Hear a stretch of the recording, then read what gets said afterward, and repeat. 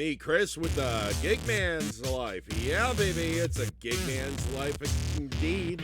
And of course, this channel is solely dedicated to the gig economy, freelancing on the internet, rideshare, delivery, whatever gets your bills pay. We're going to go and talk about what can affect that from happening.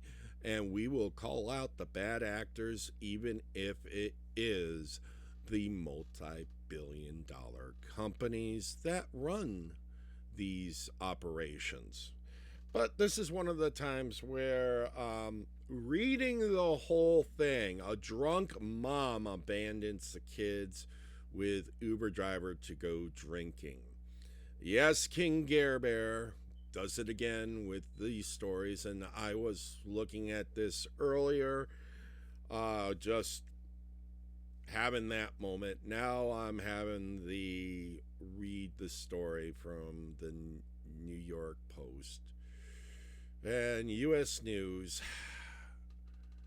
Ella Morrison reports a drunk mom was arrested after she abandoned her two young kids with an Uber driver for more than 2 hours while she allegedly went drinking at a restaurant in Florida, authorities say.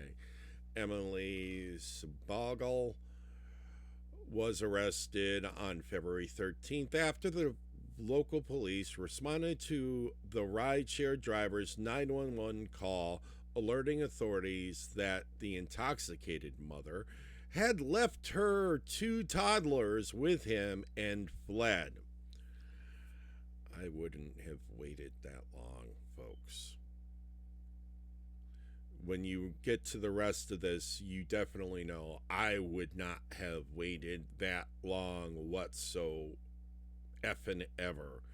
The Uber driver told cops that he believes Sabogel, 32, entered his vehicle drunk with a 4- and 3-year-old in tow and was drinking from a cup of alcohol that smells like rum.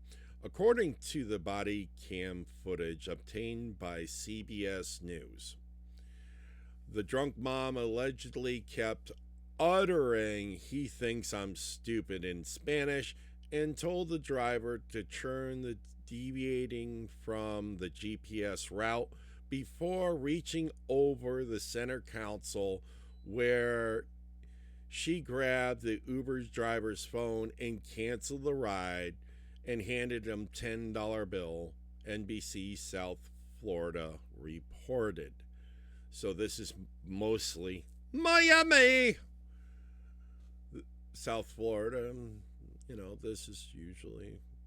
Sabogel told the driver, who has not been publicly identified, that she'd only be gone for 3 minutes before she walked out of the vehicle. The driver called the mom after an hour, who said she would be back in 12 minutes and hung up, according to the outlet. I would not have given this person this long of a thing the second she played this game. Yeah, basically, you know, this is Gare Bear is having a comment. Translation. This is the either scene out of Fear and Loathing in Las Vegas. This isn't even, no. This is more of just bad parenthood. And of course, the restaurant she goes into was a McDonald's.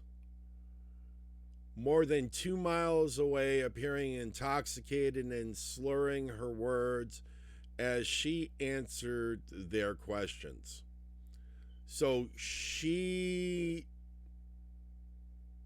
abandoned her children and neglect for 2 counts of desertion. Yeah, I would not have waited that long at all.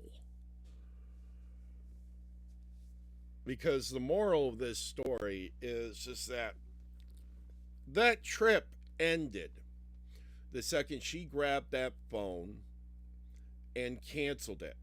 And what's even scarier is they're not even talking about whether or not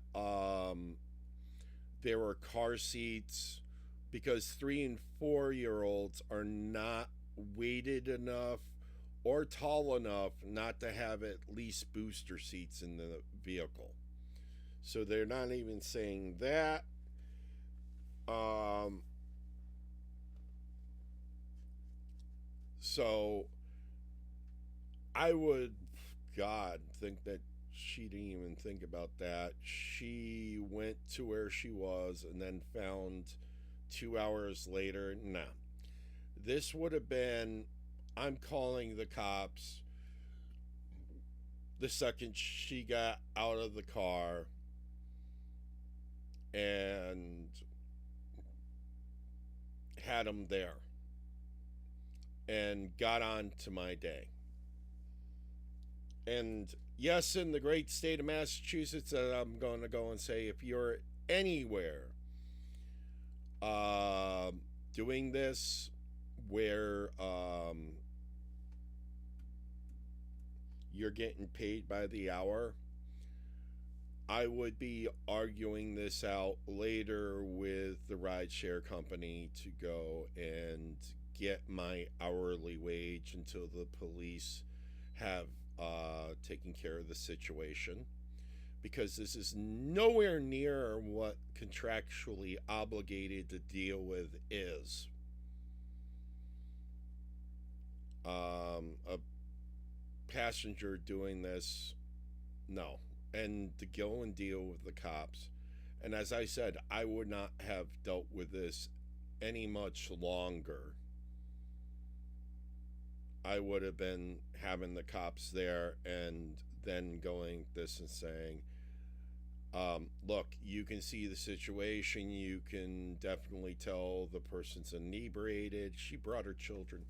And if she didn't have car seats, it would have been automatically, sorry, you get another ride share. My doors would not have unlocked for this.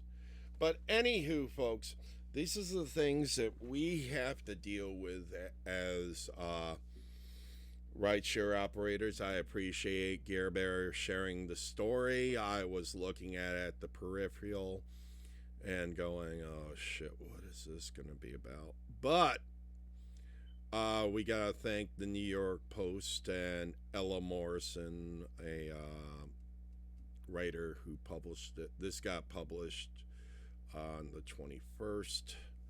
So, yeah, folks, these are the things we got to deal with out here. And right now, I got to get out back on the hustle, especially because after this nice little snowstorm, and get making money. So I hope you have yourself a great day, and thank you very much for watching.